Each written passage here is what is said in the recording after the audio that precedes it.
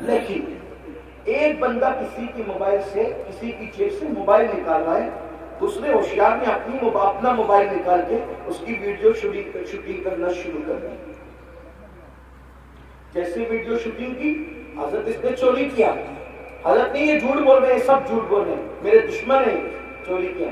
وہ کہ حضرت رکو میں کچھ نہیں کہتا، یہ دیکھو یہ دیکھو۔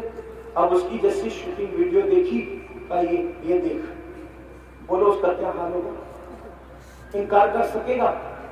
بلا تمثیل بلا تمثیل بلا تمثیل، ملانے کے لیے، پھر سمجھانے کے لیے، جو کچھ اچھا برا کر رہے ہو قدرت کے کیمرے میں سب طے ہو رہا ہے، اور اللہ بتائے گا یہ دیکھ۔ وہ جو سوال ہوگا نا کیا کیا کیا تھا، بتائے گا یہ دیکھ یہ دیکھ۔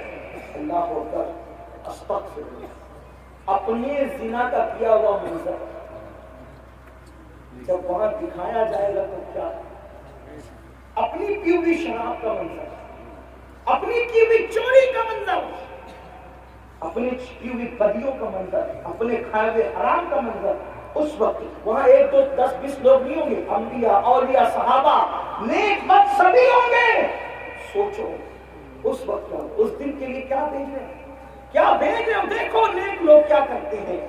سیدنا امام اعظم ابو حنیفہ داڑھی پکڑ کے کہتے ہیں اللہ تو کہتا ہے کہ قیامت کے دن نیکی بدی ذرے برابر بھی ہوگی، تو نعمان سے کیا پوچھے گا اور نعمان کیا جواب دے گا؟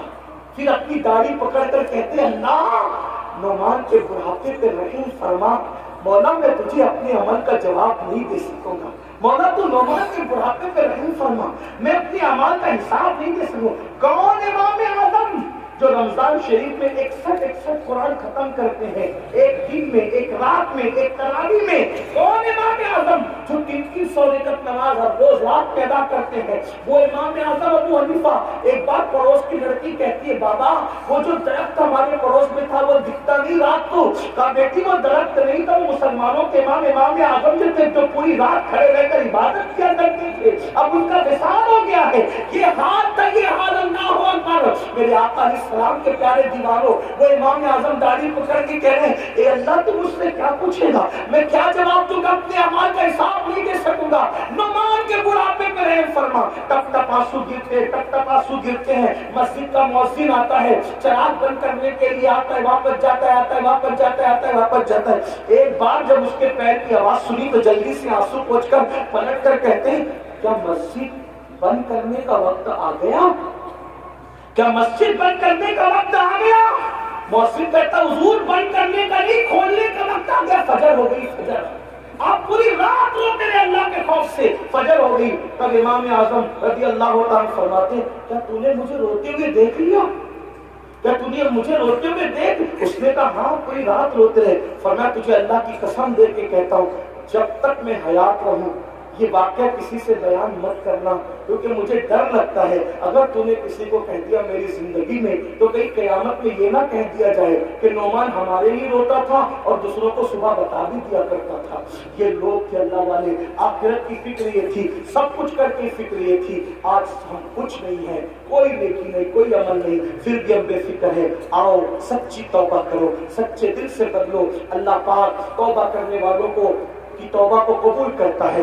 80 سال تک کوئی گناہ کرے، بلکہ 400 سال تک کوئی گناہ کرے اور اللہ کی بارگاہ میں سچی توبہ کر لے تو اللہ اس کی توبہ قبول کرتا ہے۔ خدا کو منا لو، اللہ کو راضی کر لو۔ گناہ کے اندر لذت تو ہے، گناہ کے اندر لذت تو ہے مگر عزت نہیں ہے۔ گناہ تباہ کرتے ہیں، جہاں گناہ ہے وہاں فنا ہے۔ گناہ تباہ کرتے ہیں، برباد کرتے ہیں۔ گناہ کی وجہ سے روزی تنگ ہوتی ہے، گناہ کی وجہ سے عمر کم ہوتی ہے، گناہ کی وجہ سے چہرے کی خوبصورتی جاتی ہے، گناہ کی وجہ سے مہلک بیماریاں آتی ہے، گناہ کی وجہ سے ذلت آتی ہے، گناہ کی وجہ سے وحشت آتی ہے، گناہ کی وجہ سے گھبراہٹ ہوتی ہے، گناہ کی وجہ سے جو ہے انسان جو ہے بے چین رہنے لگتا ہے۔ گناہ چھوڑ دو، سچی توبہ کر لو۔ آؤ آج سے عہد کرو انشاءاللہ جب کل سے صبح ہوگی تو کل کی صبح ایک نئی صبح ہوگی۔ آج ہم توبہ کر لیں، اللہ سے معافی مانگ لیں، آج سے پہلے جو کیا خدا خدا کو منا لے, خدا کو راضی کر لے. میرا اللہ فرماتا ہے جب میرے بندے توبہ کر لیتے ہیں تو میں انہیں ایسے پاک کر دیتا ہوں جیسے وہ ابھی ماں کے پیٹ سے پیدا ہوئے. آؤ صرف دل سے توبہ کرو, بدلو اور بدل کے جاؤ اور عہد کرو. کل تک نماز چھوٹی تھی, اب نماز چھوٹنے نہیں دیں گے. کل تک جھوٹ بولتے تھے, اب جھوٹ سے بچیں گے. کل تک غیبت کرتے تھے, غیبت سے بچیں گے. کل تک کے ماں باپ کا دل دکھایا, اس سے بچیں گے, بلکہ معافی مانگ لیں گے. پڑوسیوں کے ساتھ اچھا سلوک کریں گے. مسلمانوں اچھے انسان بنو. زمین پہ رہو گے تو بھی سکون سے رہو گے, زمین کے اندر جاؤ گے تو بھی سکون سے رہو گے. یاد رکھنا اگر پڑوسی ستاتا ہے تو ستانے کے بدلے اس کو نہ ستایا کرو. حضرت محبوب الہی کا ایک مرید آ کر کہتا ہے حضرت میرا پڑوسی بہت ستاتا ہے. حضرت نظام الدین محبوب الہی نے فرمایا ستاتا ہے کہ حضور بہت تکلیف پہنچاتا ہے, کیا کرتا ہے بیٹا؟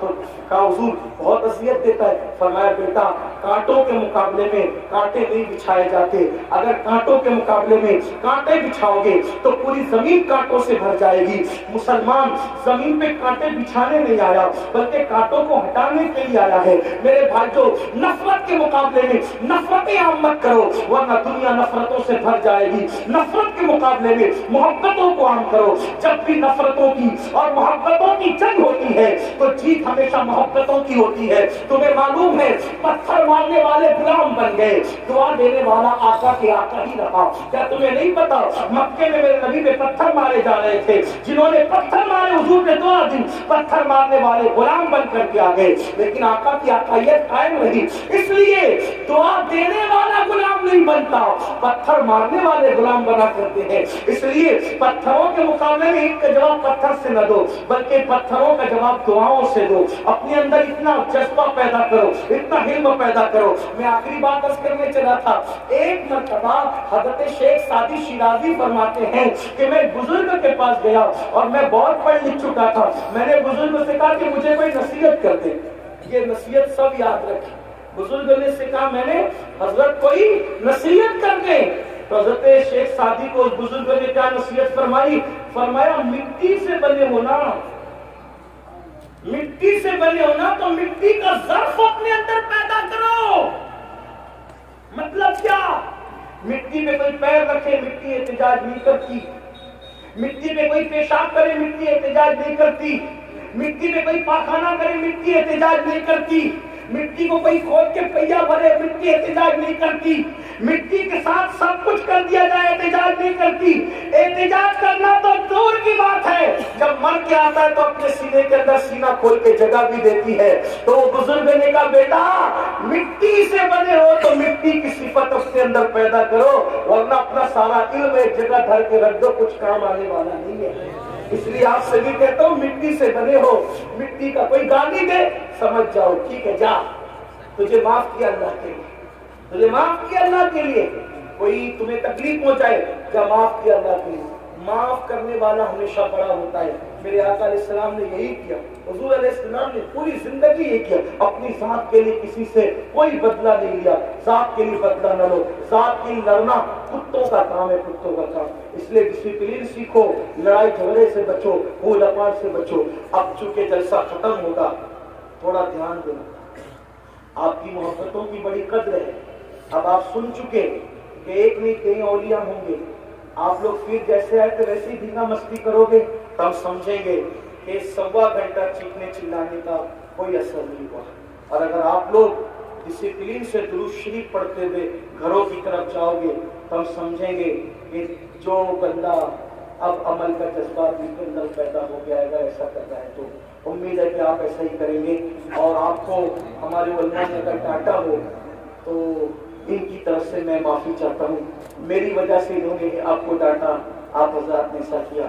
ویسے بھی میرے پیر کا چھوٹا سا آپریشن ہوا ہے. لوگ تقریباً یہ آپریشن میں 8 دن میں پیر اچھا ہو جانا چاہیے, لیکن ہر دن کوئی نہ کوئی اس کو پیڑ میں پیر مار ہی دے رہا ہے. تو مار دیتا ہے تو وہ زخم پھر ادا ہوتا ہے. تو اس وجہ سے میں کہتا ہوں پیار محبت قائم, پیار محبت قائم کرو. نمازوں کی پابندی کرو, آخرت کی تیاری کرو. کتنے لوگ ہیں جو آج سے یہ ارادہ کر رہے ہیں, میں ذرا دیکھنا چاہتا ہوں فرشتوں کو بھی ہم گواہ بنا لیں, آج سے 5 وقت کی نماز پڑھیں گے انشاءاللہ. اٹھا کے رکھیے, اٹھا کے رکھیے, بہت خوبصورت منظر لگ رہا ہے. माशाल्लाह ये बुजुर्ग उलमाए किराम भी गवाह हैं, फरिश्ते भी गवाह। उठा के रखो, मैं भी बरकत के लिए उठाता हूँ और अल्लाह पाक से दुआ करता हूँ, ए अल्लाह तेरी मोहब्बत और तेरे हबीब की मोहब्बत में इन्होंने वादे के लिए हाथ उठाया। मौला हाथ उठाना हमारा काम है, इन उठे हुए हाथों की लाज रखना तेरे करम पर है। मौला मौला हम सबको हमारी नस्लों को नवासी बना दे। बोलो आज से है करते इंशाअल्लाह। और जब मस्जिद जाओगे तो अपने इमामों की खिदमत करोगे इंशाअल्लाह, उनकी इज्जत करोगे इंशाअल्लाह। अल्लाह आप सबको खुश रखे, सलामत रखे। मेरे साथ और मेरे बाद एक खूबसूरत खिताब आपको सुनना था। हमारे कायद, हमारे अमीर हजरत अल्लामा शाकिर अली नूरी साहब किबला का खिताब सुनना था, लेकिन हजरत की अहलिया की तबीयत की कुछ अलादत की वजह से हजरत आज तशरीफ न ला सके। दुआ करें अल्लाह हजरत को भी शिफा अता फरमाए, उनकी अहलिया को भी शिफा अता फरमाए। गुफ्तगू के दरमियान कोई गलती तो अल्लाह माफ फरमाए। वमा अलैना इल्लल बलाग। अस्सलामु अलैकुम।